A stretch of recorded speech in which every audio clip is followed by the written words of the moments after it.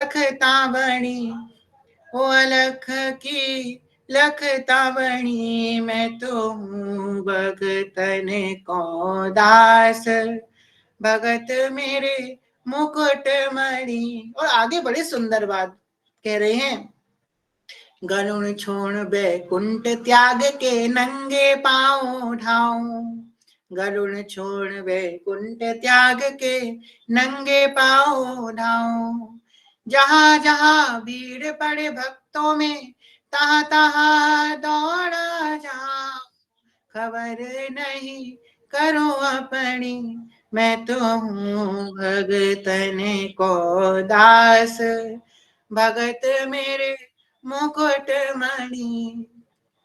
भगवान बहुत प्रेम करते हैं अपने भक्तों को, भगवान के भक्त बहुत दुर्लभ हैं। आप केली कुंज ऐप जो है हमारा बाबा का, उस केली कुंज ऐप आप खोलेंगे, सबसे पहली लाइन क्या लिखी है कि भगवान का मिलना आसान है पर भगवत प्राप्त संतों का मिलना बहुत दुर्लभ है। क्योंकि भगवान अपने आप को तो नहीं छुपाते पर अपने भक्तों को बहुत छुपा के रखते हैं, बहुत छुपा के रखते हैं। भगवान की निधि है वो, भगवान के धन है वो। जब हनुमान जी महाराज श्री विभीषण जी से मिलने जाते हैं, विभीषण जी क्या कहते हैं कि अब मोहि भा भरोस हनुमंता, और बिनु हरि कृपा मिले ही नहीं संता। अब मुझे विश्वास हो गया हनुमान जी महाराज कि भगवान की कृपा के बिना संतों का समागम नहीं होता है। कैसे पहचाना हनुमान जी महाराज ने कि भाई भगवान का नाम अंकित है घर के बाहर, तुलसी वृंद तुलसी का वृंद तहाँ देख हर्ष कपिराए, समझ गए कि हाँ तुलसी का वृंद जहाँ पे है, जहाँ भगवान नाम का उच्चारण हो रहा है, जहाँ सुंदर भगवान के शंख चक्र के चिन्ह बने, ये किसी वैष्णव का ही घर होगा, देखते ही समझ गए। तो इस प्रकार उन्होंने समझ लिया कि ये वैष्णव का घर है। भगवान के भक्त अत्यंत दुर्लभ होते हैं। और आगे भगवान एक बड़ी सुंदर बात कर रहे हैं, ये ध्यान से सुनिएगा। कह रहे हैं, जो कोई भक्ति करे कपट से उसको भी अपनाओ, जो कोई भक्ति करे कपट सो उसको भी अपनाओ, साम दाम और दंड भेद से सीधे रस्ते लाओ, नकल से असल बनी। जय हो। कह रहे नकल से असल बनी। अगर कोई नकली में भी ढोंग भी करता है ना भक्ति होने का, तो उसको मैं असली बना देता हूँ कि हमें ऐसे ठाकुर जी हैं। जो कोई भक्ति करे कपट सो उसको भी अपनाओ, और कैसे क्या करूं, साम दाम और दंड भेद सो सीधे रस्ते लाऊं, नकल सो असल बनी, मैं तो हूँ संतन को दास, भगत मेरे मुकुट मणि। अगर कोई ढोंग भी करता है ना कि हरि शरणम, तो भगवान इसको स्वीकार कर लेते हैं। ऐसा प्रभाव है भगवान की शरणागति का। अत्यंत कारण कृपा सिंधु भगवान है। हम लोगों ने वो कथा श्रवण करी, एक चोर गया अपने अचली को जला करके चोरी करने के लिए शिव जी के मंदिर में, शिवलिंग के ऊपर अपना पैर रखता है और ऊपर घड़ा उतारने की कोशिश करता है, बाबा प्रकट हो जाते हैं। कहते हैं, अरे भाई तू मुझे किसको क्या चाहिए मुझसे मांग ले। अरे मैं तो आपके मंदिर में चोरी करने आया था। अरे तूने मेरे मंदिर में दीपदान किया है। उसे कुबेर बना देते हैं, चोर को कुबेर बना देते हैं। ऐसे तो हमारे भगवान का स्वभाव है। वैष्णव नाम यथा शंभु, भगवान के भक्त का स्वभाव, भगवान कितने करुणामय होंगे। और अभी तो कहा जाता है कि भगवान के भक्त भगवान से भी ज्यादा करुणामय है। क्यों? क्योंकि भगवान का चिंतन करते करते उनका मन इतना पवित्र हो गया है कि भगवान से भी ज्यादा करुणामय हो गए हैं। आज उन्हीं भगवान की करुणा की कथा हम लोग श्री नाहर मन जी के चरित्र में श्रवण करेंगे। श्री हरिवंश महाप्रभु 32 साल तक देव वन में विराजमान रहे। नाथन नवरंगी लाल जी की सेवा करी श्री रुक्मणी देवी के संग, और अपने 4 पुत्र एक पुत्री के संग श्री राधा नवरंगी लाल जी की सेवा करी। सब पुत्रों का सबको अपने अपने गृहस्थी में आगे बढ़ा करके अपनी पत्नी से आज्ञा लेकर के, जब श्री जी की आज्ञा हुई कि वृंदावन की तरफ अगोचर हुई है, तो वृंदावन की तरफ भर दिए। उधर महाप्रभु जी के बहुत प्रिय जन थे देवबन में जो विराजमान थे। जब उनको पता चला कि महाप्रभु जी तो वृंदावन की सीमा की ओर चले गए हैं, तो उनका हृदय बड़ा व्याकुल हो गया। उसमें से कुछ भक्त थे नाहरमल जी और छबिल दास जी, उनके बाल सखा थे। बालपन से श्री हरिवंश महाप्रभु का संग पाए हुए थे। जब पता चला महाप्रभु जी चले गए, परम व्याकुल हो गए। नाहरमल जी अपने समस्त कुटुंब को लेकर वृंदावन की तरफ चले। चलो मन वृंदावन की ओर। हमारे वृंदा विपिन के लिए एक सुंदर सा पद गाते हैं। आज हमारे वृंदा विपिन की स्थापना हुई है, बड़ा सुंदर दिवस है, तो वृंदा विपिन के लिए एक सुंदर सा पद गाते हैं। आप सब भी मेरे संग थोड़ा सा गुनगुनाइएगा। कहते हैं ना कि गाते गाते सफर निकल जाएगा, कब यहाँ से वहां पहुंच जाएंगे जहाँ श्री जी विराजमान है। चलिए संग में गाते हैं। रे मन वृंदावे पेन निहार, रे मन वृंदावे पेन निहार, यद्यपि मिले कोटि चिंतामणि, यद्यपि मिले कोटि चिंतामणि, तदपि नहात पसार, हाँ तदपि नहात पसार, रे मन वृंदा विपिन निहार, विपिन राज सीमा के बाहर, हरिहु को ना निहार, रे मन वृंदा विपिन निहार। ओ जय श्री भट्ट धूरि धूसर तन, यह आसा और आन, हाँ यह आसा और आन, रे मन वृंदा विपिन निहार, रे मन वृंदा विपिन निहार। तो वृंदावन की तरफ चढ़ दिया श्री शबीलदास जी समस्त कुंडम को लेकर के। जय श्री वृंदावन में पधारे, यमुना जी को प्रणाम करके पता किया कि श्री राधा वल्लभ लाल जो कहाँ विराजमान है। पता किया कि मदन टेर में एक वृक्ष के नीचे श्री राधा वल्लभ लाल जो विराजमान है, उनकी सेवा में हरिवंश महाप्रभु अष्टयाम विराजमान है। पता किया सबसे पहले श्री राधा वल्लभ लाल जी के दर्शन करने के लिए भड़े राधा वल्लभ लाल का दर्शन करने के लिए उनकी रूप माधुरी का पान किया। पान करने के बाद सबसे पूछते हैं कि महाप्रभु जी कहाँ हैं, कि हरिवंश महाप्रभु कहाँ हैं, उनका मुझे दर्शन करना परम व्याकुल। कहने लगे यहीं कहीं होंगे, कई बालकों के संग खेल रहे होंगे। संतों का स्वभाव बालवत होता है, बालक बड़े प्रिय होते हैं। जितने भी संत होते हैं उनको बालक, छोटे बच्चे बड़े प्रिय होते हैं। क्योंकि बालक क्यों प्रिय होते हैं? क्योंकि वो निर्लिप्त होते हैं। बालकों के मन में कोई द्वेष भाव नहीं होता। भगवान विभीषण शरणागति का जो अध्याय आता है सुंदरकांड में, उसमें भगवान कहते हैं कि मोहे कपट छल छिद्र ना भावा, छल का छिद्र मात्र, मतलब छोटा सा छिद्र भी मुझे कपट का नहीं पसंद है। निर्मल मन जन सो मोहि भावा। और बालकों का मन तो बड़ा निर्मल होता है, संतों को बालक बड़े प्रिय होते हैं। देखा हरिवंश महाप्रभु बालकों को धनुष बाण की विद्या सिखा रहे थे। देखते ही एकदम मन आह्लादित हो गया कि छोटे से बालक बालिका वहां पे खड़े हैं और 3 कमान चलाना सिखा रहे हैं हरिवंश महाप्रभु। जैसे देखा कि नाहरमल जी आए हैं, सब छोड़ छाड़ के नाहरमल जी को हृदय से लगाते हैं। बोले आप यहाँ पे कैसे पधारे? बोले आपकी विरह में मैं इतना व्याकुल रहता कि आपके दर्शन हेतु यहाँ पधार गया। बोले जी आप वृंदावन में ही रहिए और राधा वल्लभ लाल की सेवा कीजिए, उनकी रूप माधुरी का पान कीजिए, वृंदावन का दर्शन कीजिए। जब महाप्रभु जी वृंदावन आए थे तो वृंदावन बहुत सघन वन था।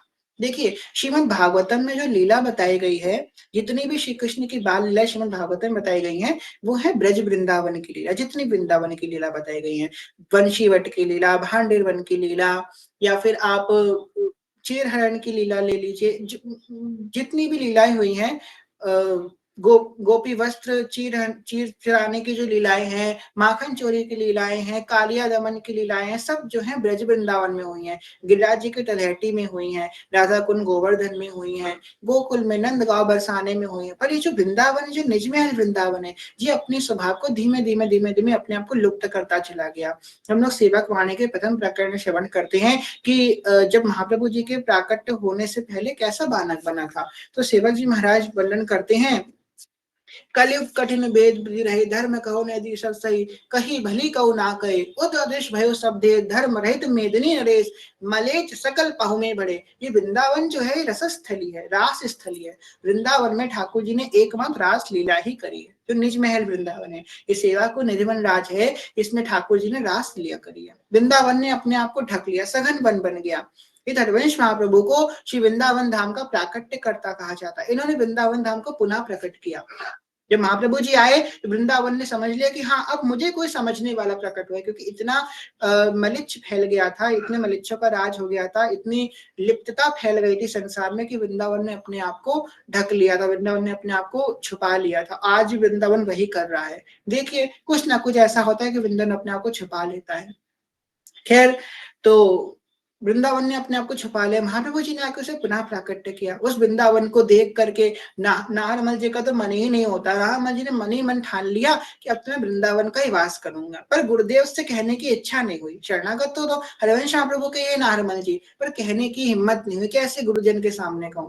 बड़ी सुंदर बात है, अपनी इच्छा भी गुरुजनों के सामने कहने में जब संकोच आने लगे तो समझ लीजिए हाँ हमारी अब पूर्ण निष्ठा हो गई है। अगर आपको अपने कोई बहुत बड़ी इच्छा है, गुरुजनों के सामने कहने में लाज आती है, हम कैसे इनके सामने अपने मन की इच्छा प्रकट करेंगे। बचता है साधक कहने से, तो नहीं कही।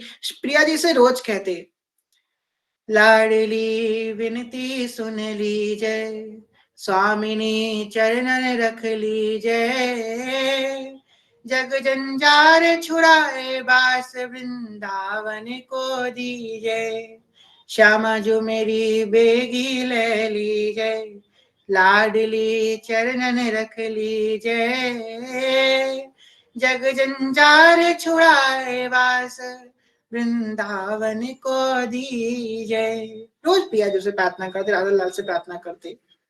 एक बार की बात है, नारमल जी देखने लगे, सुबह उठ करके अपनी नित्य कर्म को करके गए मदन टेर पे महाप्रभु जी का दर्शन करने के लिए। तो महाप्रभु जी का स्वरूप कितना सुंदर है, और इतने कोमल स्वरूप से महाप्रभु जी इतना कठोर कार्य कर रहे हैं।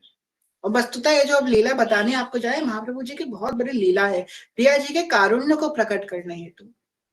इतना सुंदर महाप्रभु जी का स्वरूप है, वो गौर कांति तेजोमय अद्भुत तेज, मानुषी युगल सरकार प्रिया प्रीतम साक्षात विराजमान है।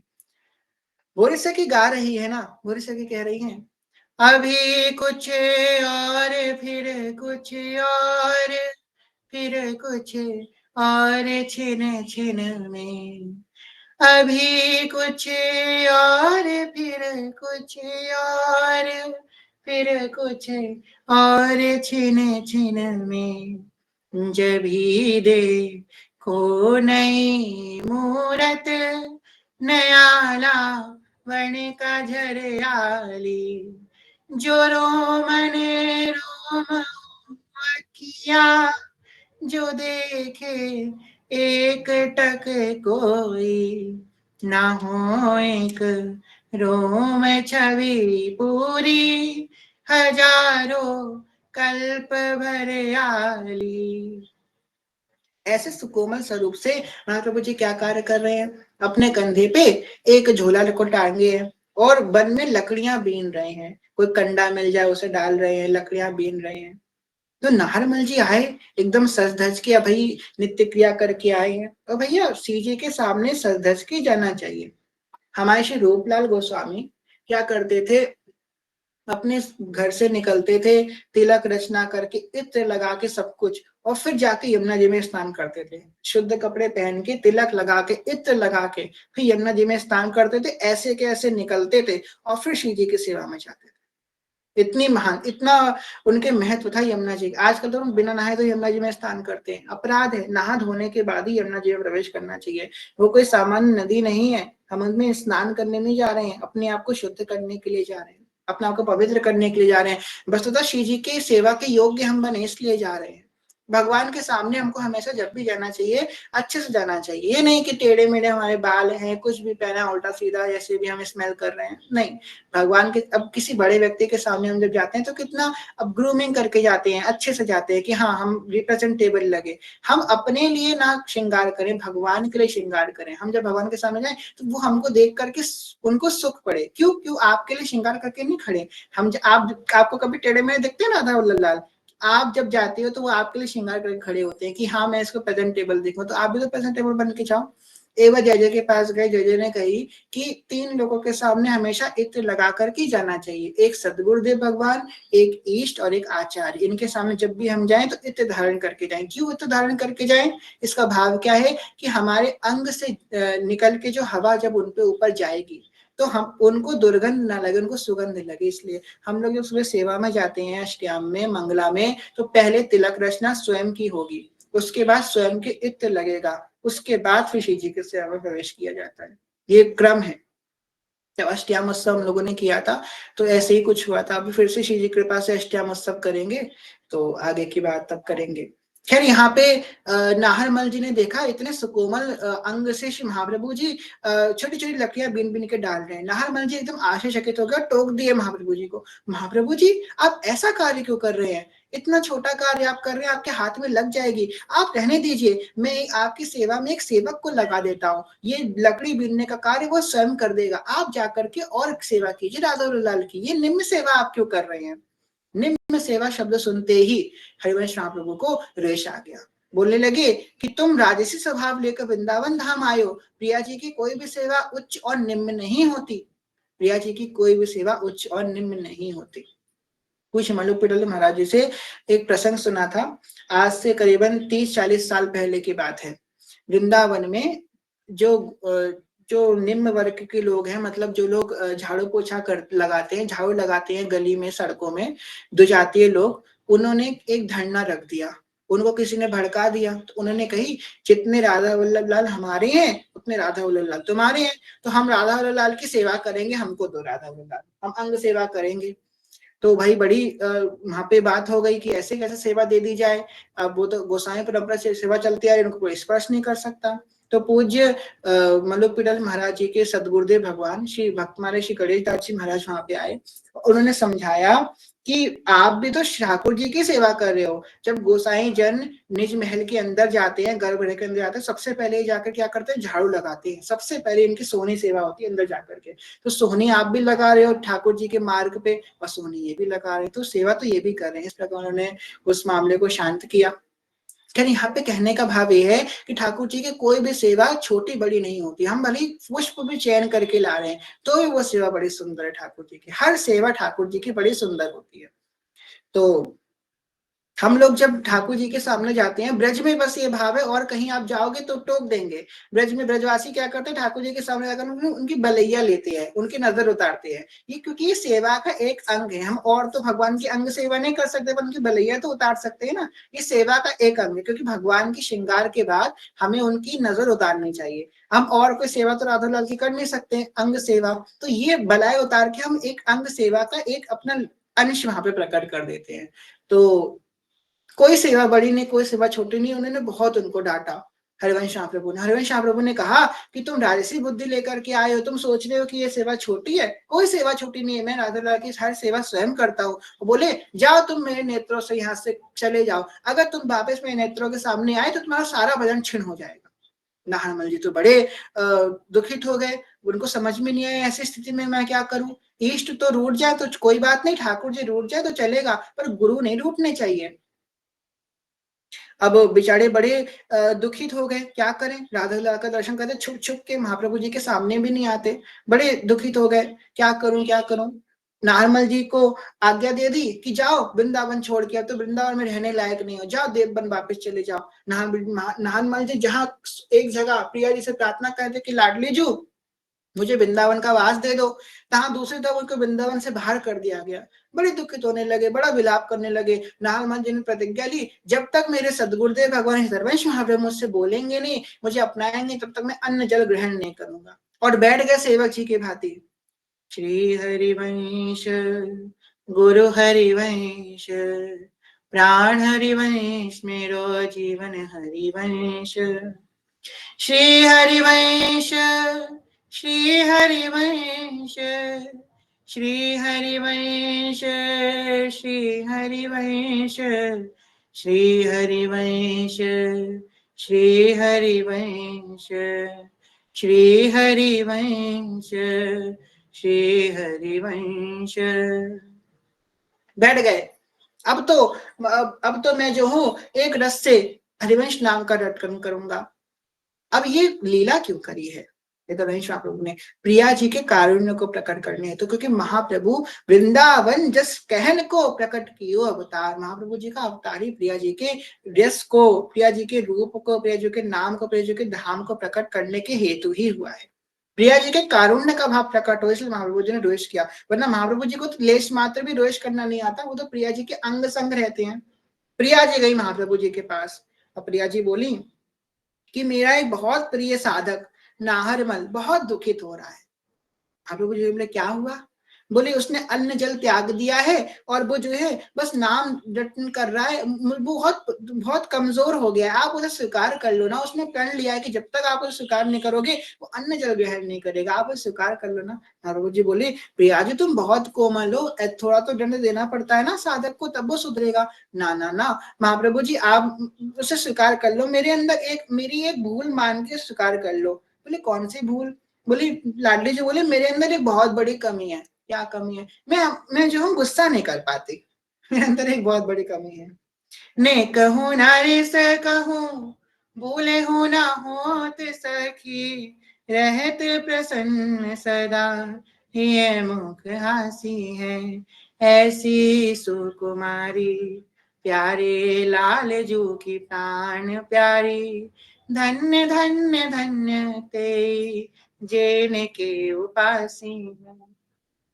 लाल जी तो गुस्सा कर लेते हैं, अपना मान के गुस्सा करते हैं, ये नहीं कि दोषी कर देते हैं। लाल जी द्वेष नहीं करते, पर थोड़ा गुस्सा कर, थोड़े समय के लिए गुस्सा आ जाते हैं, अरे आ जा तुम मेरे ही हो, ऐसा कर लेते हैं। पर लाल जी को इतना भी गुस्सा नहीं आता, जो इतना बोला ना इतना भी नहीं आता, पता ही नहीं उनको गुस्सा क्या होता, परिचय ही नहीं है।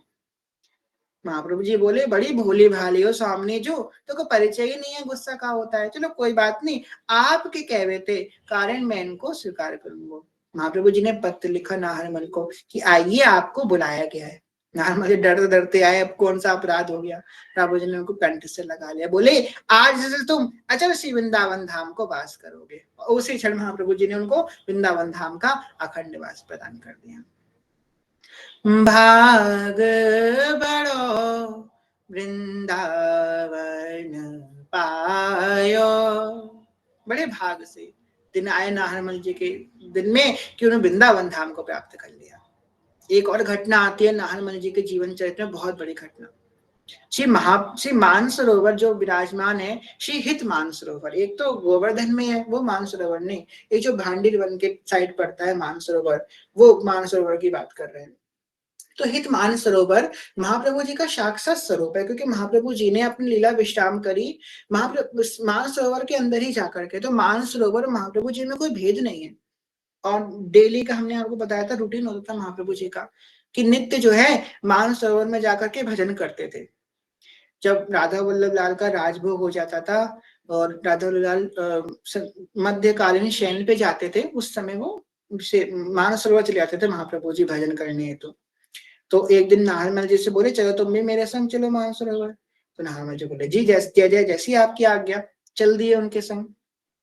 तो देखा कि महाप्रभु जी मानसरोवर के तट पे बैठ करके भजन गा रहे हैं। महाप्रभु जी गान कर रहे हैं, वृषभानु नंदिनी राजत हैं, वृष भानु नंदिनी राजत हैं, वृष भानु नंदिनी राजत हैं, वृष भानु नंदिनी राजत हैं, वृष भानु नंदिनी राजत हैं, सूरत रंग रस भरी भामिनी, सूरत रंग रस भरी भामिनी, सकल नारी सिर गाजत हैं, हाँ सकल नारी सिर गाजत हैं, वृष भानु नंदिनी राजत हैं, इत उत चलत परस दो पग, मद मंगत गति लाजत हैं, अधर निरंतर रंग गंडन पर। आप लोगों से हम कहते हैं कि इस सुर को पकड़िए। अभी आप लोगों ने देखा इससे पहली लाइन में जो सुर गाया था, दूसरी लाइन पे मिश्रित भैरवी आ गया। अधर निरंतर टन पर रंग गंडन पर, यहाँ पे सुर चेंज हुआ, कटक काम सो साजत हैं, उर पर लटकी रही लट न्यारी। पियाजू के मुख पे लट लटक रही है, सुंदर लट, घुंघराई लट पियाजू के मुखमंडल के बार बार आगे आ रही है, और लालजू उंगली से उसके बार बार पियाजू के कान के पीछे लगा रहे हैं, पर ये मतवाली लट बार बार सामने आ जाती है, मानो प्रियालाल की लीला के हेतु जी क्रीड़ा कर रही है।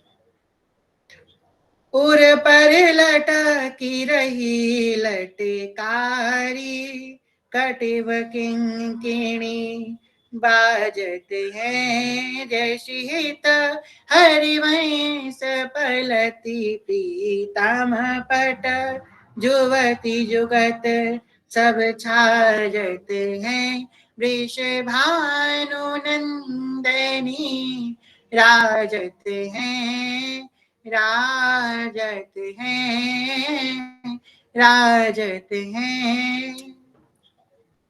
आप लोगों ने जब 84 जी पढ़ी होंगी तो 84 जी के अंत में फल स्तुति है, हम लोग ध्यान नहीं देते फल स्तुति पे। भवजल निधि को नाव काम पावक को पानी, इसके बाद एक और है, इसको हम राग संख्या बोलते हैं, इस पर कभी ध्यान दिया आप लोगों ने? क्या कह रहे हैं यहाँ पे?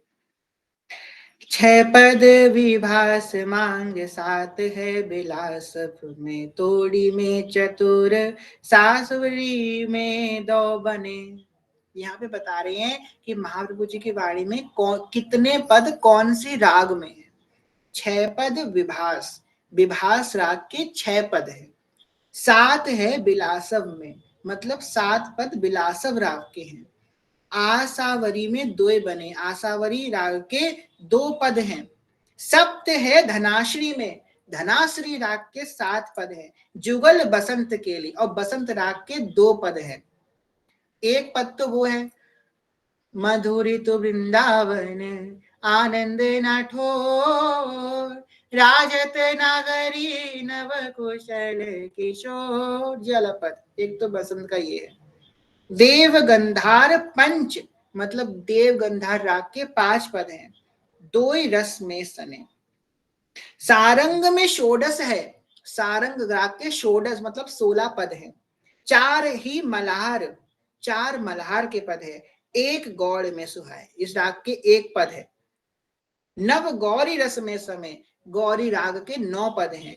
चट कल्याण, 6 पद कल्याण के हैं। निधि कान्हरे केदार वेद बाणी हित जो के सब 14 राग में बने, और इन रागों के पद हैं, मतलब हित जो की वाणी पूर्ण 14 राग से मिलकर के वाणी बनी हुई है। महाप्रभु जी ने बहुत राग में गाया, इसलिए प्रिया जी हमारी नवनिर्मित निकुंज की उपासना में जितनी जो राग होती है उसी के अनुसार प्रिया जी लीला करती हैं। वसंत के समय वसंत राग गाई जाती है, शरद के समय वो रास की राग, हर समय एक अलग राग, ब्याहुला के समय बिहाकवो राग गाई जाती है। हर राग का एक मूड होता है, हर राग का एक स्वरूप होता है, और वैसे ही पुष्प भी होते हैं। उस दिन कथा में बताया था कि प्रिया जी इतनी ठाठ से हमारी निकुंजेश्वरी सेवा लेती हैं कि एक पुष्प जो प्रिया जी धारण कर लेती दोबारा धारण नहीं करती उस पुष्प को। हमारी जो चंपक लता जो इतनी प्रवीण है भोग की सेवा में, चंपक लता सखी किचन की सेवा संभालती, किचन डिपार्टमेंट चंपक लता सखी का है, तो इतनी प्रवीण है भोग में कि एक जो अमनिया बनाती है श्री जी के, दोबारा वो प्रसाद नहीं बनता। एक बार जैसे कि जलेबी बन गई, दोबारा जलेबी नहीं बनेंगी, हर बार अलग व्यंजन, इतने व्यंजन उनको आते हैं जब सखी को कि एक बार कर लिया तो दोबारा वो नहीं बनाती है। सोचिए कितना ठाठ से महारानी जी की सेवा हो रही है। खैर, यहाँ पे जब महाप्रभु जी राग का गायन कर रहे हैं प्रिया प्रीतम को रिझाने के हेतु, उधर नारदमल जी ने सोचा चलो आज मानसरोवर आ गए, अच्छा समय बन गया, चलो मानसरोवर में स्नान कर लेते हैं। मानसरोवर में स्नान करने के हेतु जैसी मानसरोवर में डुबकी लगाई और मानसरोवर के मध्य जल में ही खड़े होकर के महाप्रभु जी की ओर देखा, तो क्या देखते हैं कि कोई आचार्य वहां विराजमान नहीं, कोई पुरुष विराजमान नहीं है, वहां पे साक्षात श्री प्रिया जी की अली हित अली विराजमान है, हित सखी विराजमान है, और हित सखी गोद में छोटे से बालक रूप में प्रिया प्रीतम विराजमान है, बालक बालिका। जब ये दृश्य देखते अपने आंख को बार बार मलते हैं कि मैं क्या देख रहा हूँ, प्रिया जो ये हित जो बेसर नथ बेसर पहन के इतने सुंदर प्रिया जी की अली बन के बैठे हुए हैं, इनकी गोद में प्रियलाल स्वयं क्रीड़ा कर रहे हैं।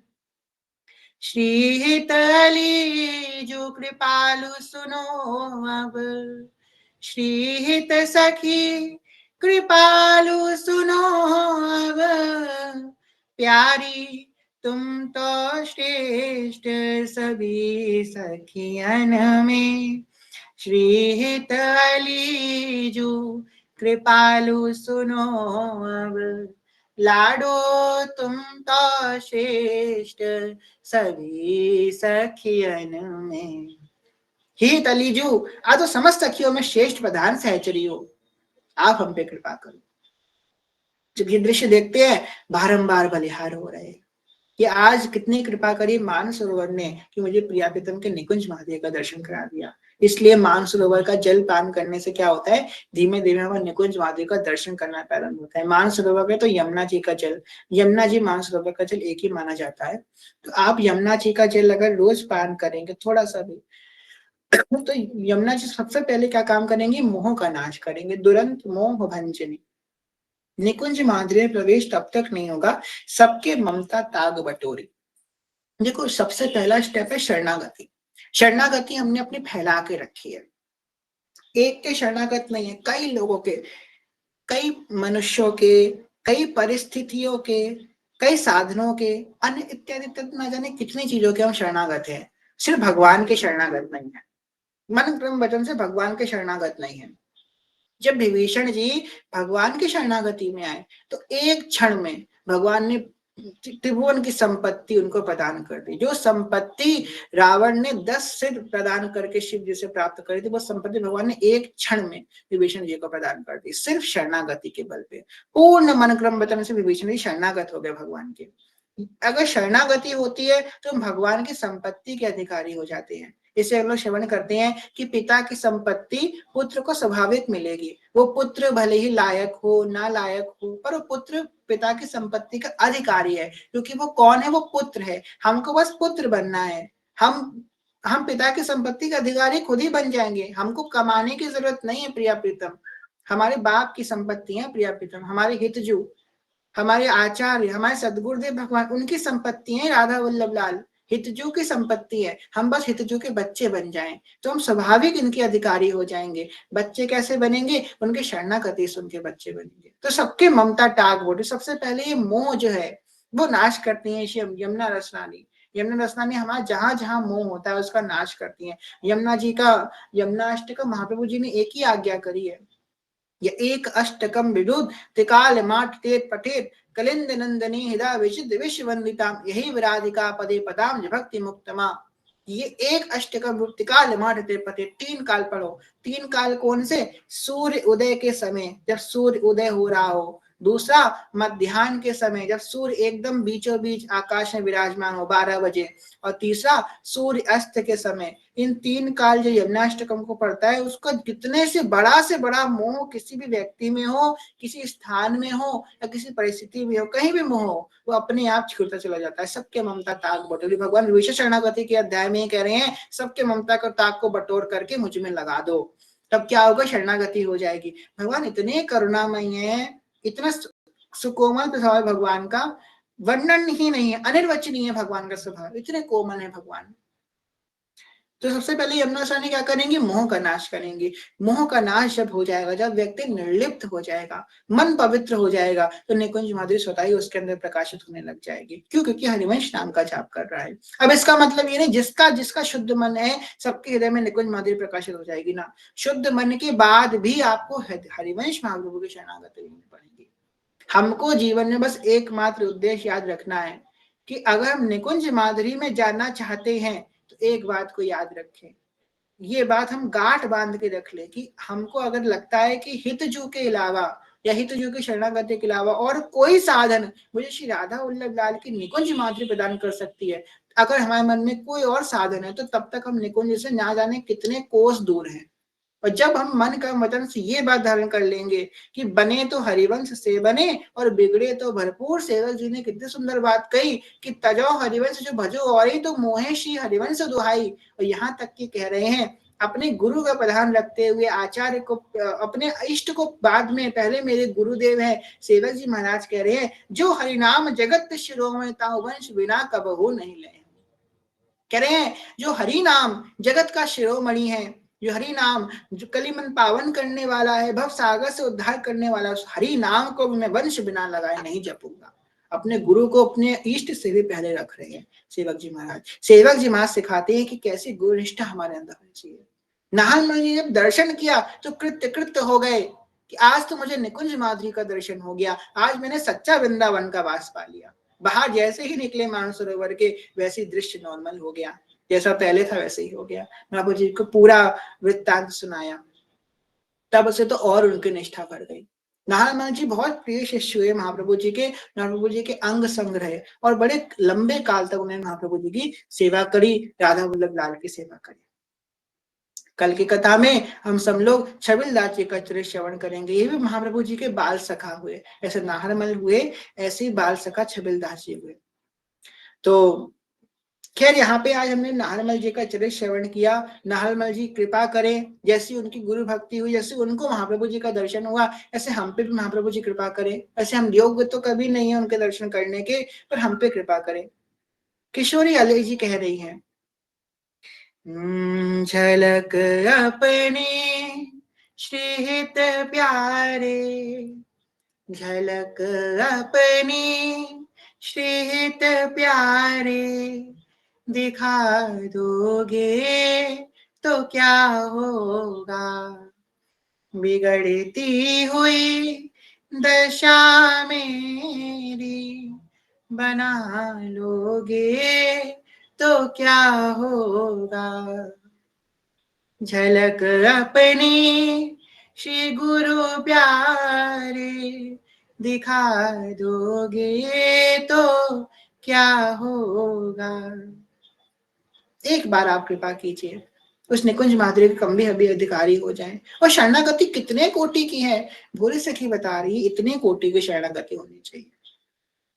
हिचकिचाई नहीं, एक स्तर में भोली सखी ने बोल दिया, वो बना लेना जो बन पाऊं, ना बन पाऊं निभा लेना, बना लेना जो बन पाऊं, ना बन पाऊं निभा लेना, मगर निज प्रण से ना डरना, मगर निज प्रण से ना डरना, बधाई जन्म की तेरे।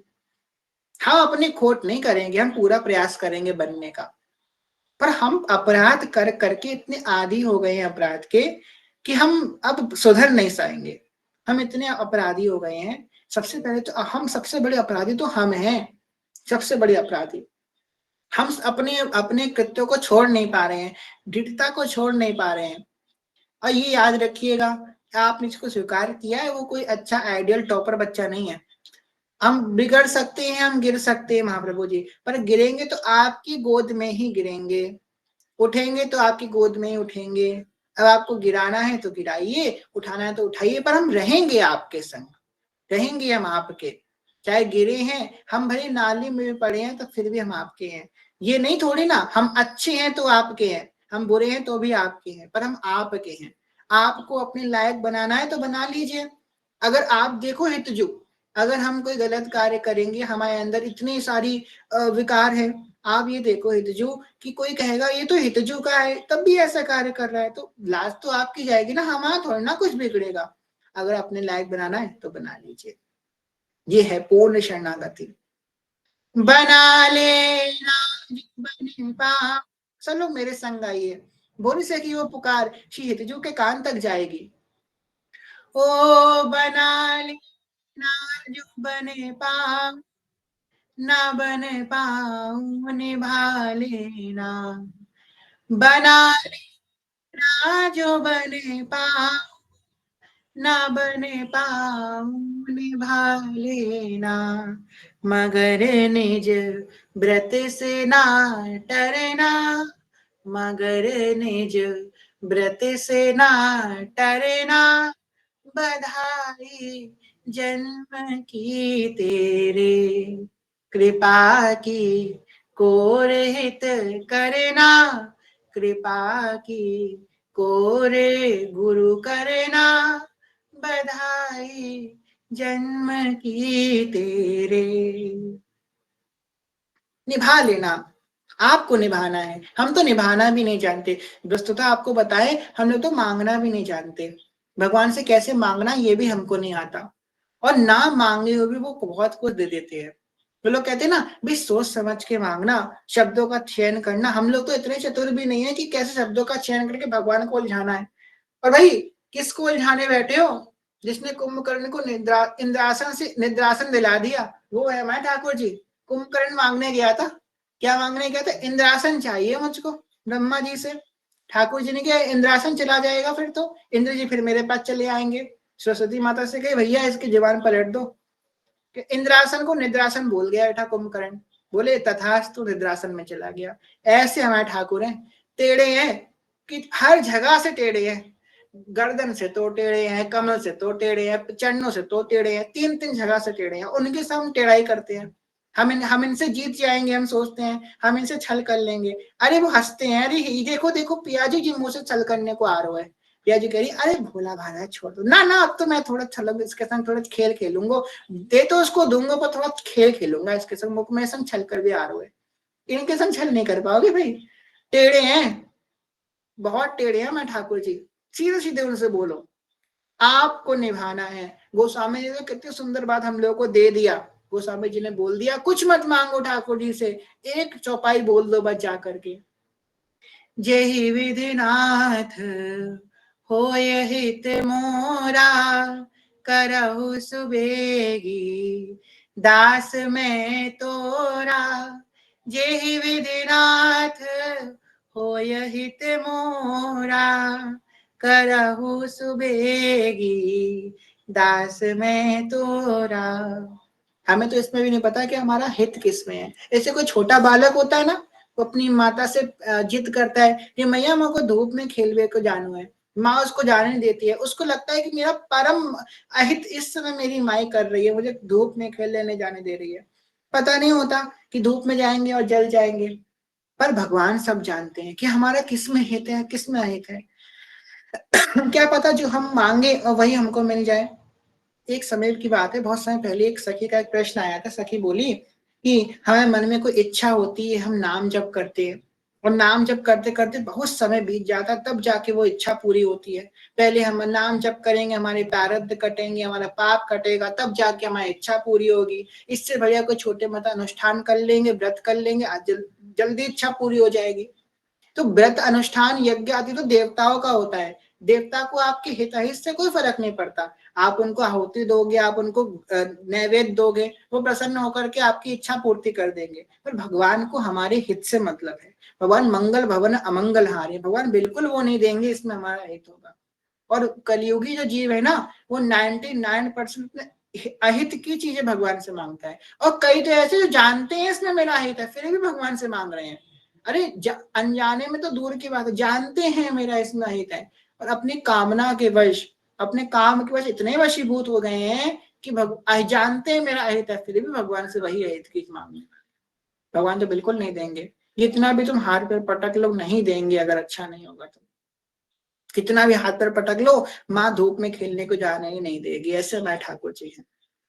वृंदावन को जस सुनत अपनो ही गुण दे, जैसे बालक मलिन को मात गोद भर लेत।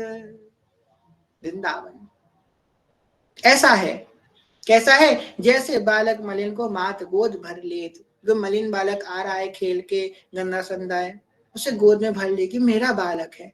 गंदा है तो क्या हुआ, उसे अछूत थोड़ी ना कर देंगे, मेरा बालक है। सबको अपनाता है, खुले हाथों से अपनाता है ये धाम। हम भक्ति मार्ग के पथिक हैं। कुछ बातें मर्यादा में कहनी पड़ेंगी। बस ये कहना चाहेंगे कि भाई भक्ति मार्ग में चलें, अपने नाम जप से ध्यान दें, इधर उधर की बातों में हम ना पड़ें। कौन क्या कर रहा है, कौन कैसा कर रहा है, सब भगवान के ऊपर छोड़ दें। हम जब नाम जप करते रहे। सेवक जी की उस वाणी के अंत में सेवक जी ने कहा है, सेवक शरण सदा रहे अनत नहीं विश्राम। हमको विश्राम बहुत जल्दी मिल जाता है हर जगह। भोग में विश्राम, रस रूप रस गंध में विश्राम, विश्राम बड़ी जल्दी पाते हैं, क्योंकि हमारी स्वरूप ही विश्राम प्राप्त करने वाला है ना, विश्राम बड़ी जल्दी पाते हैं। शिवाजी ने कहा अनंत नहीं विश्राम, किसको छोड़ के? कैवारी हरिवंश की श्री हरिवंश ही नाम, बस नाम वाणी को छोड़ के मुझे और कहीं विश्राम नहीं होना चाहिए। एक शब्द में शिवक जी महाराज वर्णन कर रहे हैं। कल की कथा में छबिलदास जी का चरित्र को श्रवण करेंगे, आज के भाव को ही विश्राम करते हैं। कहने सुनने कोई भूल से कुछ क्षमा करेगा। आप सभी के चरणों दंड प्रणाम। सभी से प्रेम में ज्ञान है, भक्ति है, बहुत छोटे हैं, कोई भूल से कुछ क्षमा करेगा। सभी के चरण दंड प्रणाम। भांजकल्पतरुभ्यश्च कृपा सिन्धुभ्यैव च पतितानां पावनेभ्यो वैष्णवेभ्यो नमो नमः। जय जय श्री नवनिमित निकुंज विराशी शेष राधा वल्लभ लाल की जय। महाप्रभु हितवंश जो महाराज की जय। श्री सेवक जो महाराज की जय। समस्त सहचरी वृंद की जय। श्री वृंदावन धाम की जय। श्री यमुना रस रानी की जय। समस्त संत हरिभक्तन की जय। श्री सदगुरुदेव भगवान की जय। श्री दादा गुरुदेव भगवान की जय। हरिवंश वंश की जय। जय जय श्री राधे श्याम, जय जय श्री राधे श्याम, जय जय श्री राधे श्याम, जय जय श्री हरिवंश, श्री हरिवंश, श्री हरिवंश, श्री हरिवंश दर्शन, जय जय श्री हरिवंश। किसी का कोई प्रश्न हो तो अपना हैंड रेस कर दीजिए, सिर्फ भागवतिक प्रश्न ही लिए जाएंगे। कोई हैंड रेस करना चाहे, किसी का कोई प्रश्न हो तो आप हैंड रेस कर दिए, सिंपली आपका प्रश्न ले लिया जाएगा। उसके बाद हम चीजें को शयन करा के विश्राम करेंगे।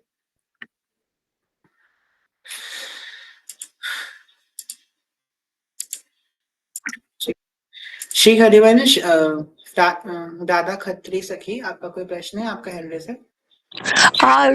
श्री हरिवंश सखी जो मैं पुष्टि मार गया हूँ और हमारे में श्री स्वामी राधा जी का नाम नहीं लिया जाता, हम सिर्फ स्वामी जी ही बोलते हैं, तो फिर मैं राधा जप करूँ तो कोई बात नहीं है ना?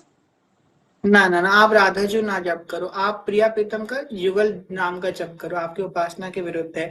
आप राधे कृष्ण का जप करो। ओके, राधे कृष्ण, श्री राधे कृष्ण बोलना है ना सिर्फ? हाँ, ओके। हमारे कृष्ण शरण मम है, लेकिन हमारे स्वामी जी का नाम कोई बोलता ही नहीं है, लेकिन मुझे इस राधे का नाम बोल के बहुत अच्छा सुकून होता है। तो क्या श्री राधे कृष्ण बोल सकते हैं ना? हाँ बोल सकते हैं। आपकी जुगल आपकी पुष्टि मार्गी ना, तो आप ऐसे ही कीजिए जी। Okay okay. श्री हरिवंश, श्री हरिवंश, श्री हरिवंश जी। श्री हरिवंश पीयूष गुप्ता जी, आपका कोई प्रश्न है क्या? आपका माइक अनम्यूट है। ठीक है। श्री हरिवंश केशव भैया।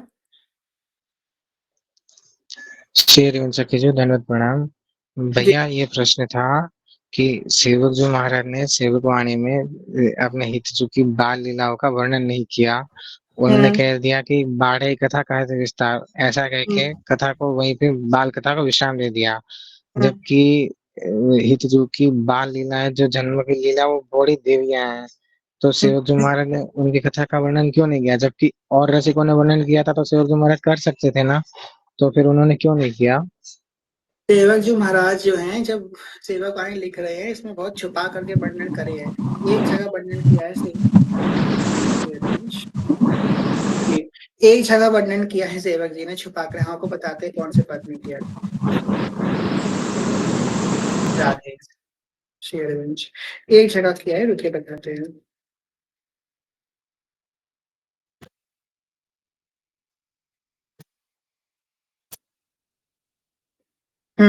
पहले कह रहे हैं सेवक वाणी के 10वें पद, प्रथम प्रकरण के 10वें पद में, बाल विनोद न बन्नत बनहि अपनों सो उपदेशत मने गवन के गहनी कवन लीला जिते सब हरि सम गुण रूप अपार महापुरुष प्रकटे संसार।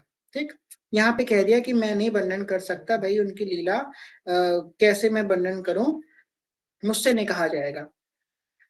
पर इससे पहले एक जगह उन्होंने बोल दिया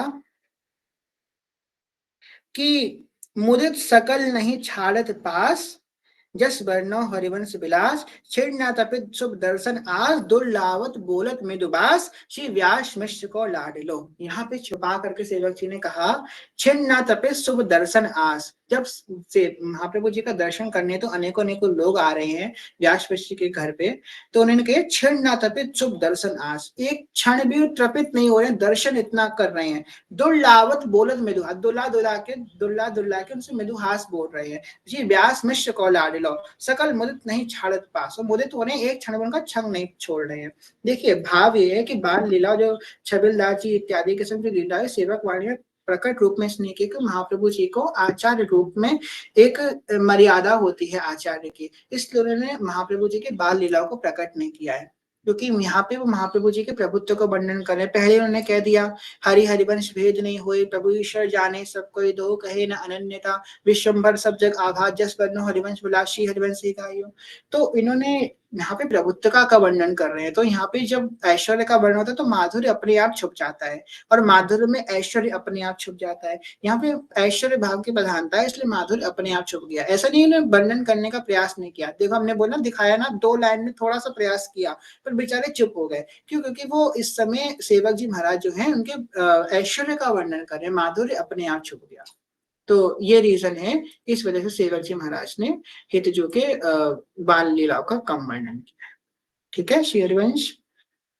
हरिवंश भैया एक और प्रश्न था भैया, जैसे आपने कहा था कि हित सजनी सखी शिविंदा सखी हैं, तो भैया जैसे सजनी सखी के 4 स्वरूप हैं, ठीक है, एक अपनी सजनी सखी का स्वरूप, एक वंशी स्वरूप, मतलब हम कहना यह चाहते हैं कि एक ही सखी 2 स्वरूप में हो सकती हैं। जैसे मान लो ललिता सखी हैं तो सखी स्वरूप में 2 हो सकते हैं, जैसे सजनी सखी हैं तो उन्हीं का दूसरा स्वरूप वृंदा सखी है क्या? मतलब एक ही सखी 2 सखी के स्वरूप में है सजनी सखी की? नहीं, वृंदा सखी पर्याय है इस सजनी का। जैसे कि आपके नाम केशव है, आपका घर में कुछ और नाम होगा, स्कूल में कुछ और नाम होगा, ऐसे ही वृंदा सखी का संबोधन जो किया गया है हित रसिकों की वाणी में, हित मार्ग की जो रसिक हैं उनकी वाणियों में जो वृंदा सखी का संबोधन किया है वो हित अली के लिए किया है, हित सखी के लिए किया गया है। पोषित वृंदा विपिन सखी हित रूपिणी, भोरी सखी कह रही है कि वृंदावन का पोषण वृंदा सखी के रूप में हित अली ही करती हैं। ये भोरी सखी अपने प्रेम के प्रेम में वर्णन कर रही हैं, तो उन्होंने स्पष्ट किया है कि वृंदावन का पोषण वृंदा सखी के रूप में ये हित अली ही करती हैं। ठीक है, कोई इनमें भेद नहीं है, एक ही सखी कई रूप में प्रकट हो सकती है। मतलब भैया सारा वृंदावन का वैभव जितना जो हम कहते हैं वृंदा सखी सारा श्री जी के अनुभव करती हैं, वो हित सजनी सखी है ना, मतलब वृंदा सखी ऐसे ही। हाँ बिल्कुल जी भैया ठीक है। हित अली करती क्या है, सोचती है उससे ही सब कुछ हो जाता है। ठीक है जी भैया ठीक है भैया, श्री हरिवंश धन्यवाद प्रणाम। श्री हरिवंश जी, श्री हरिवंश पीयूष जी आप क्या कहना चाहते हैं बहुत देर से? श्री हरिवंश भैया जी मैं ये कह रही थी कि वृंदावन में जो दुकानों पे राधा कुंड की जो रज मिलती है उसे घर ला सकते हैं? आप दीक्षित हैं क्या जैसे? हाँ दीक्षित है। ना नहीं ला सकते क्योंकि रज की आज्ञा नहीं देते तिलक लगाने के लिए। आप घर में ला करके सेवन कर सकते हो, खा सकते हो, पर हाँ, हाँ सेवन करने के लिए हाँ ला सकते हो।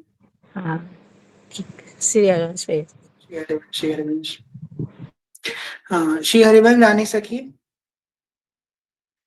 श्री हरिवंश भैया जी, सबसे पहले तो मुझे ये पूछना था, जानकारी नहीं है हमें, ये जो वृंदावन जागर हुआ तो इधर इस्कॉन में माता जी लोग ये कहती है कि 6 गोस्वामियों में से किन्हीं ने किया था, फिर इधर कहते हैं कि हमारे महाप्रभु ने किया है।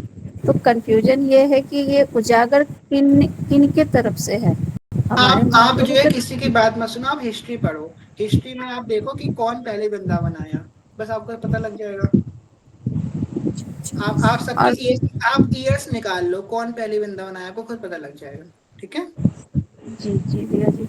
और दूसरा ये कहना था कि थोड़ा आप हमें ये बता दें कि हमारे संप्रदाय में राधा अष्टमी और जन्माष्टमी कैसे मनाते हैं, क्योंकि अभी तक तो बस हम लोग नॉर्मली ऐसे ही मनाते थे जैसे सभी मनाते हैं, पर यहाँ कैसे मनाते हैं इसकी जानकारी हमें है नहीं, तो इसकी थोड़ी बहुत जानकारी दे देते। और छठी जो होता है तो श्री जी की भी छठी होती है या सिर्फ श्री कृष्ण की होती है छठी, इसकी जानकारी चाहिए थी। ठीक है, हमारे यहाँ श्री जी का छठी भी होती है, उनका दृष्टोन भी होता है, सब कुछ होता है श्री जी का, नामकरण संस्कार भी सब कुछ होता है। देखिए अपने यहाँ जन्माष्टमी कैसे होती है, देखिए बताते हैं। सुबह मंगला मंगला से लेकर के शयन तक जैसे रोज अष्टयाम सेवा होती है, ऐसे ही सेम सेवा होती है।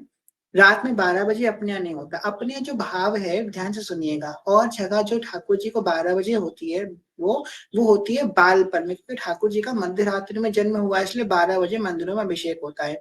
हम लोग ठाकुर जी का जन्म नहीं मनाते, हम लोग ठाकुर जी का बर्थडे मनाते हैं, क्योंकि हमारे ठाकुर छोटे नहीं है, हमारे ठाकुर है नव किशोर। अब जैसे कि जो छोटा बच्चा होगा वो एक ही बार तो जन्म लेता है, बार बार जन्म लेता है, फिर जब बड़ा हो जाता है तो उस दिन उसका बर्थडे मनाया जाता है। हमारे जो युग राधा वल्लभ लाल है वो नव किशोर हैं, तो हम बर्थडे के तरीके उनका मनाते हैं, बर्थडे के फॉर्म में। देखिए तो हमारे यहाँ अष्टयाम जैसे होती है वैसे ही होती है। उस दिन ठाकुर जी पीले रंग की पोशाक धारण करते हैं, विशेष रूप से उनको माखन मिश्री का भोग लगाया जाता है, इत्यादि पकवान का भोग लगाया जाता है, कुछ पदावली विशेष उनका गान किया जाता है, जैसे कि स्फुटिक वाणी का 11वां पद, उसका गान किया जाता है। हमने ग्रुप में डाला भी है आज आप लोगों के लिए, तो आज से ही आप लोग बधाई चालू कर दीजिएगा। अपने कुंज में रात ठाकुर जी के सामने बैठ करके बधाई गाइए। स्फुटिक वाणी का 11वां पद, आनंद आजू नंद के द्वार, आनंद आजू नंद के द्वार, तो इस पद का आप गान करेंगे तो ठाकुर जी की बधाई प्रारंभ हो जाएगी। खैर बधाई का बहुत विस्तार से भी पद है, वो हम आप लोग को पीडीएफ बाद में दे देंगे। बधाई गान होती है, नाचना गाना कीर्तन करना, और 9 बजे ठाकुर जी का शयन हो जाता है। 12 बजे अपने यहाँ नहीं होता है, पर इसमें एक एक्सेप्शन है। अगर आपके घर में सब लोग 12 बजे करते आ रहे हैं, बहुत समय हो गया है, अगर आप छोटे हैं, अभी आप पेरेंट्स आपके बड़े हैं वो कर रहे हैं, तो आप उनसे विरोध मत कीजिए, क्योंकि हमारे ठाकुर उपासना विरोध नहीं सिखाती है। अपने महाप्रभु जी प्रथम प्रकरण में सेवक जी कह रहे हैं कि जिसकी जैसी जैसी विधि जाके चित्त रहो, जैसी जिसकी विधि थी वैसी उन्होंने उपासना पद्धति का प्रचार किया, किसी से विरोधाभास नहीं किया। तो किसी से लड़ाई झगड़ा करने की आवश्यकता नहीं है। अगर कोई 12 बजे कर रहा है आपके घर में तो उसमें भी आप शामिल हो जाइए, भगवान से प्रार्थना कीजिए, और जो है उसमें भी आप हो सकते हैं। ऐसा कोई अपराध नहीं लग जाएगा 12 बजे करेंगे तो। बस अपनी उपासना पद्धति, क्योंकि सखी भाव की है, नव किशोर प्रिया प्रीतम की उपासना है, इसलिए हम लोगों के यहाँ तो वही 9 बजे शयन हो जाता है। मतलब जैसे जो भी भोग प्रसादी है फलाहार बनाकर वो 9 बजे तक पवाकर जैसे डेली करते हैं उसी तरह से करना है ना। बस उस दिन उत्सव मनाइएगा। अच्छा अच्छा। और जो झूला झुलाने का रहता है जन्माष्टमी में, तो वो झूला तो उनका रहेगा ना जन्माष्टमी के दिन। झूलन अपने यहाँ नहीं होता। युगल किशोर का, अगर आपके लड्डू गोपाल है तो उनको जुगल पे बैठा दीजिएगा। लड्डू जुगल किशोर गोपाल का झूला, हमारे हाँ यहाँ लड्डू गोपाल ही है और श्री जी भी बाल रूप में ही है। हाँ, तो आप झूले में बैठा सकते हैं उनको। अच्छा अच्छा। हाँ, तो बस जैसे अष्टयाम सेवा होता है उसी तरह से करना है, फलाहार बनाकर 9 बजे तक उनको पवाकर भोग लगाना, और जो पद हैं उनका गायन करना है जन्माष्टमी में। ये जन्माष्टमी में। और फिर राधा अष्टमी का क्या है? राधा अष्टमी का बाद में बताएंगे विस्तार से, उसका बहुत लंबा है। चलिए जी। और छठी जो इनका होता है, तो क्या छठी मनाते हैं या नहीं मनाते हैं छठी? मनाते हैं, छठी का मनाते हैं। अच्छा अच्छा। उसका हम जी बताएंगे आपको, बाद में कथा में बताएंगे। जी भैया, धन्यवाद। एक इसके बात और वजह ध्यान रखिएगा, उत्सव कैसे मनाना है, कलश स्थापना कीजिएगा सब लोग अपने घर में, नारियल कलश स्थापना कीजिएगा, ध्वजा का पूजन अपने आपके घर में अगर पीले रंग का ध्वजा हो तो उसका पूजन कीजिएगा, अपने मंदिर में सतिया बनाइएगा, स्वास्तिक बनाइएगा, बंदर बाण लगाइएगा, और जो है दान, अन्न का दान अवश्य कीजिएगा ब्राह्मणों को उस दिन, गौ सेवा कीजिएगा। और जो है कीच उड़ाई जाती है, तो कीच कैसे बनती है, रानी सर क्या आप माइक म्यूट कर लीजिए, वॉइस आ रही है। हाँ, तो कीच कैसे बनती है, दूध, ध्यान से सुनिएगा, इंग्रेडिएंट्स नोट कर लीजिए, दूध, दही, हल्दी, इत्र, गुलाब जल, दूध दही हल्दी इत्र और गुलाब जल, इन सबको मिक्स करके ठाकुर जी पे उड़ाई जाती है, और सब लोग आपस में भी उड़ाते हैं, इसको कीच कहते हैं। ब्रजवासिन ने दूध दधी की कीच उड़ाई है, ओ सजनी चलो बधाई देने, नंद घर लाला आयो है। तो ब्रजवासी ने दूध दही की कीच उड़ाई है, तो कीच उड़ाई जाती है हमारे, ये विशेष होता है, तो कीच आप लोग जबरदस्त उड़ाइए, ठीक है। कलश स्थापना करके, ध्वजा पूजन करके, सत्या स्थापना करके, इस तरह से आप लोग मना सकते हैं। श्री हरिवंश, श्री हरिवंश मनीषा मैया, आपका क्या प्रश्न है? जी, वही पूछना था रानी सखी पूछी, वो जो लड्डू गोपाल जी हम लोग रखे भैया, तो मान लीजिए हम तो नहीं करेंगे, तो मेरे घर में और व्रत रहेंगे, मेरे बच्चे रहेंगे, तो वो लोग तो फिर 12 बजे सब वैसे ही किया जाएगा भैया ना? हाँ, करने दीजिए उनको, विरोधाभास आपको किसी से नहीं करना है, जो कर रहे हैं उन्हें करने दीजिए। करने को तो भैया सब हम ही करेंगे, वो लोग मेरे साथ साथ रहेंगे। अगर आप ही तो करने वाली तो उनको कहिए कि आज इस बार ऐसे मनाएंगे, अच्छा, उनसे कहिए इस तो वो बार। लोग व्रत रहेंगे तो आरती उरती करके फिर भोग लगा के वही प्रसाद उन लोग पाती हैं। हाँ, नौ, अगर वो लोग व्रत रहेंगे, आपको तो व्रत नहीं रहना क्योंकि आपकी दीक्षा हो चुकी है, तो आप जी, जो वो व्रत रहेंगे तो 9 बजे उनको पवा दीजिएगा भोग लगा के फिर। अच्छा। अब फिर तो 12 बजे वाला आरती नहीं होगा भैया वो रात में? 12 बजे तो नहीं होगा क्योंकि अपने यहाँ तो नहीं होता, तो आपको वो लोग करना। करेंगे कि नहीं? हम मान लीजिए हम नहीं करेंगे, वो कर लेगी अपना। लड्डू हाँ, ठीक गोपाल जी तो मान लीजिए हम भी रखे हैं। है। ठीक है, कर सकते हैं वो लोग। हाँ, तो वो अपना कर लेंगे भैया। ठीक है, ठीक है। शेरवंश। श्री हरिवंश, श्री हरिवंश। हाँ, श्री हरिवंश, संध्या दीदी आपका क्या प्रश्न है? श्री हरिवंश भैया, भैया जी। एक चीज बस कंफर्म करनी थी कि अभी तो मतलब दीक्षा हुई नहीं है यहाँ से अपनी संप्रदाय से, तो व्रत हम्म, रह सकते हैं कि नहीं रह सकते हैं, या फिर जैसे आप बता रहे वैसे करें? देखिए, जिनकी दीक्षा नहीं हुई है वो व्रत रहते आ रहे तो रह ले, जिनकी दीक्षा हो चुकी है उनको तो व्रत नहीं रहना है। ठीक है भैया, ठीक है। श्री हरिवंश। श्री हरिवंश। बहुत महिमा है व्रत की। ये जो जन्माष्टमी का व्रत रहता है उसे साल भर की 24 एकादशी का व्रत का फल मिल जाता है। बहुत महिमा है स्कंद पुराण में, पद्म पुराण में बहुत एकादशियों का बहुत व्रत की महिमा बताई गई है, एकादशी के, वो जन्माष्टमी के व्रत की। हाँ, श्री हरिवंश, शिवांगी सखी, अब एक आखिरी प्रश्न लेंगे फिर कथा को विश्राम करेंगे। श्री हरिवंश भैया, श्री हरिवंश चरण शरणम, कैसे हैं आप? ये बताइए क्या प्रश्न है, हम अच्छे हैं। ये प्रश्न है कि जैसे आपने बोला कि 9 बजे शयन करवा देना है, तो हम जैसे घर से चले जाते हैं 9 से 12 मंदिर में, तो 12 बजे वहां वहां से आते हैं, तो उनका शयन वगैरह करते हैं, तो अब मैं करवा कर ही उनको मंदिर जाऊं? हाँ, सबसे बढ़िया, आप अगर मंदिर में जाते हैं तो आप करवा के चले जाइएगा 9 बजे, वो बेचारे बैठे रहेंगे। हाँ ये भी है, ठीक है, यही पूछना था। श्री हरिवंश। श्री हरिवंश। चलिए, अब सबके प्रश्न हो गए, आज तो बड़े सारे प्रश्न हो गए। अब श्री जी को शयन करवाते हैं। जय जय श्री हरिवंश। अखियों में नींद भर आई, प्रिया प्रीतम जू के, नैनन में नींद भर आई, प्रिया प्रीतम जू के, कौन किशोरी जू को दूध पिलावे, कौन मेरे ठाकुर जी को दूध पिलावे, और कौन खवावे मलाई, प्रिया प्रीतम जू को, नैनन में नींद भर आई, प्रिया प्रीतम जू के, लाडली मैया किशोरी जू को दूध पिलावे, मैया मेरे ठाकुर जी को दूध पिलावे, और बाबा खवावे मलाई, प्रिया प्रीतम जू को, नैनन में नींद भर आई, प्रिया प्रीतम जू के, कौन किशोरी जू की सेज सजावे, और कौन डुलावे पंखा, प्रिया प्रीतम जू को, नैनन में नींद भर आई।